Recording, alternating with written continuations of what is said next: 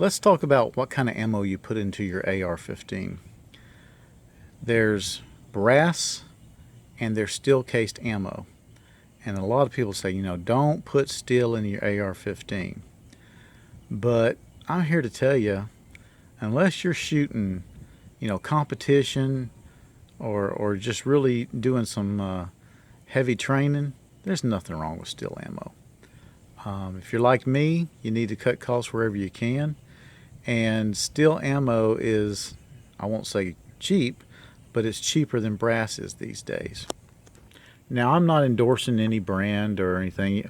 What you see here set up is just some stuff that I happen to have, and it's the first thing I pulled out of the box. Now, I said I'm not endorsing any ammo. I will endorse the military ammo, the 193 and the 855, the actual issue military, U.S. military ammo. Yeah, that stuff's great. That stuff's great and recommended all day long. But it's also not cheap. One of the great things about it is it comes in stripper clips. But it's also not cheap, as I said.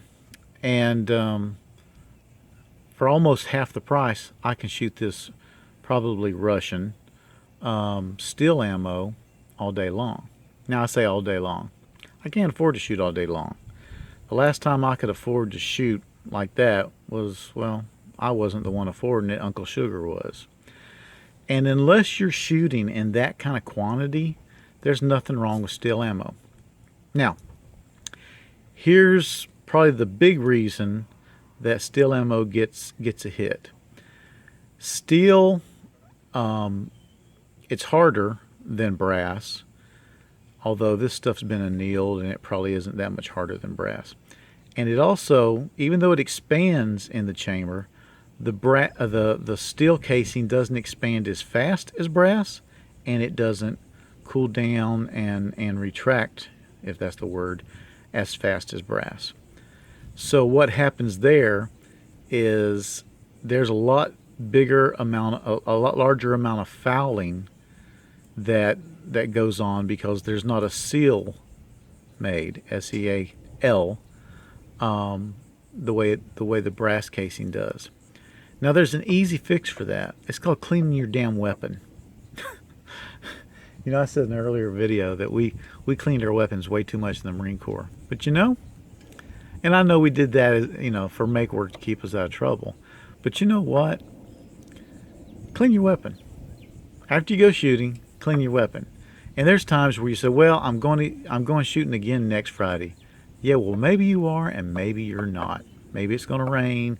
Maybe they're going to call you into work. Clean your weapon after you shoot. Personally, I enjoy cleaning a weapon. I have fun with it. Now, do I clean my weapons the way I did in the Marine Corps? Oh, hell no, because that was ridiculous. But I know how to clean them, and I know how to keep them lubed. And there's no secret to it. It's common sense. But clean your weapon, and you won't have any problem shooting the steel. Now, if you go out and shoot, 1,000 rounds in a day, yeah, you're going to start having some problems unless you stop and clean. But, man, I don't travel in that circle. Now, let's say you are shooting 1,000 rounds. Well, probably what you're doing is you're no longer target practicing. You're no longer plinking. You're now doing some sort of training. And, yeah, if you go to train, especially if you take a course, they're probably going to insist on brass because they just don't have time for stoppages and failures to extract and stuff like that. So they're going to want you to have good ammo. Matter of fact, some schools will actually tell you what kind of ammo, or they will provide the ammo because they want to make sure what you're feeding your weapon is the right stuff. But for the most part, there's nothing wrong with steel ammo. Go ahead and shoot it.